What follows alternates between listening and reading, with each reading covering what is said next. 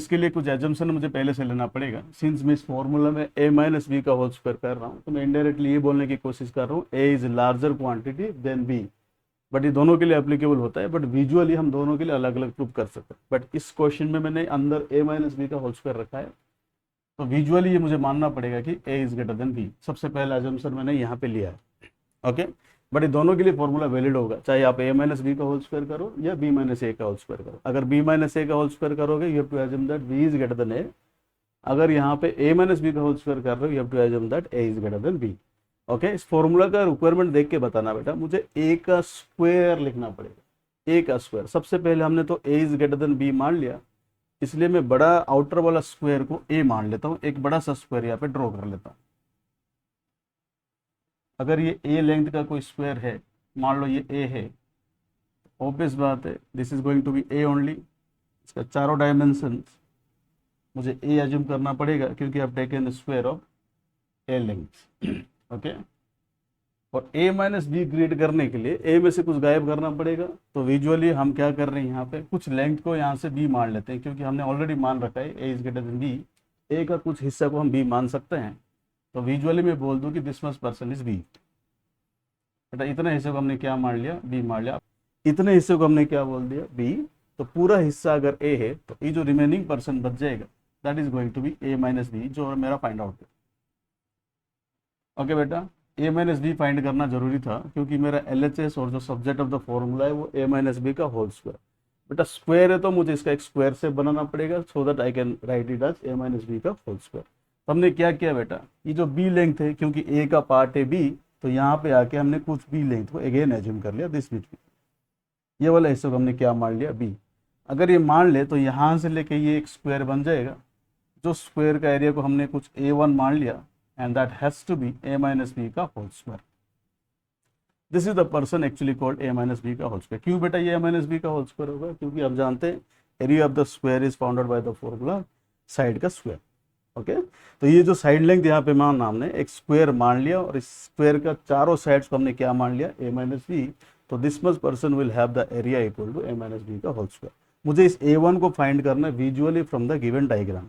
इस डायग्राम से अगर मुझे a1 को फाइंड करना है, तो मुझे क्या इस पूरे स्क्वायर में से जो आउटर मोस्ट स्क्वायर है जिसका वैल्यू a स्क्वायर है, इसमें से मुझे क्या गायब करना पड़ेगा, ये जो रिमेनिंग पर्सन है उसको मुझे गायब करना पड़ेगा। बेटा पूरे में से इतने को गायब कर दूँ तो ये बचेगा ना। तो ये वाला हिस्से को फाइंड करने के लिए हमें, बट ये तो कोई शेप नहीं है जो एरिया का फॉर्मूला हमें पता है, इसलिए हमें थोड़ा सा मैनिपुलेट करना पड़ता है। किसी भी तरीके से कर सकते हो, चाहते तो आप यहाँ से b क्रिएट कर सकते हो, बट सिंपल क्या होगा, आप यहाँ से एक परपेंडिकुलर डाल दो, आपको दो रेक्टेंगल नजर आ रहे हैं। Let the area of this be a2, let the area of this be a3। अब सबसे पहले मुझे बोलो इस a1 को इस पूरे में से क्या गायब कर दूं कि मुझे a1 मिलेगा, इस पूरे में से क्या गायब कर दूं कि मुझे a1 मिले। मतलब इस a1 को फाइंड करने के लिए इस पूरा स्क्वायर जिसका वैल्यू कितना आपने मान रखा है ऑलरेडी a स्क्वायर, तो क्या मैं ये मेथड अडॉप्ट करके इस a माइनस बी का होल स्क्वायर फाइंड कर सकता हूँ? सर a माइनस बी का होल स्क्वायर को आप ऐसे फाइंड कर सकते हो, a का स्क्वायर जो कि आउटर मोस्ट स्क्वायर था, आउटर मोस्ट स्क्वायर का एरिया कितना है, a का स्क्वायर। इस a का स्क्वायर से बस अब इतना एरिया को गायब कर दो, a2 प्लस a3 का वैल्यू को गायब कर दो। सिंपल है, a2 और a3 दोनों का वैल्यू को मैं ऐड करके गायब कर सकता हूँ, अलग अलग इंडिविजुअली माइनस करके भी गायब कर सकता हूँ, बट मुझे a2 और a3 का वैल्यू को गायब करना है। तो बताओ मुझे, मेरा टारगेट अभी ये है कि a2 को फाइंड करना है। बताओ ये अगर b है तो ये लेंथ ऑब्वियसली b हो जाएगा, हो जाएगा ना बेटा, ये b है तो ये लेंथ भी b हो जाएगा। और पूरा a था, इस पूरे a में से आपने इतना हिस्सा को क्या मान लिया, a माइनस बी। तो यूनिफॉर्मिटी के साथ आप बोल सकते हो ये स्क्वायर बना तो ये a माइनस बी बना। ये रेक्टेंगल का मुझे दो डायमेंशन जो चाहिए तो मिल गया, एक डायमेंशन है a माइनस बी, दूसरा डायमेंशन है b। तो क्या मैं a2 को फाइंड कर सकता हूँ आज, लेंथ इंटू ब्रेड्थ। लेंथ में क्या लिया हमने a माइनस बी, और ब्रेड्थ में क्या लिया बेटा b।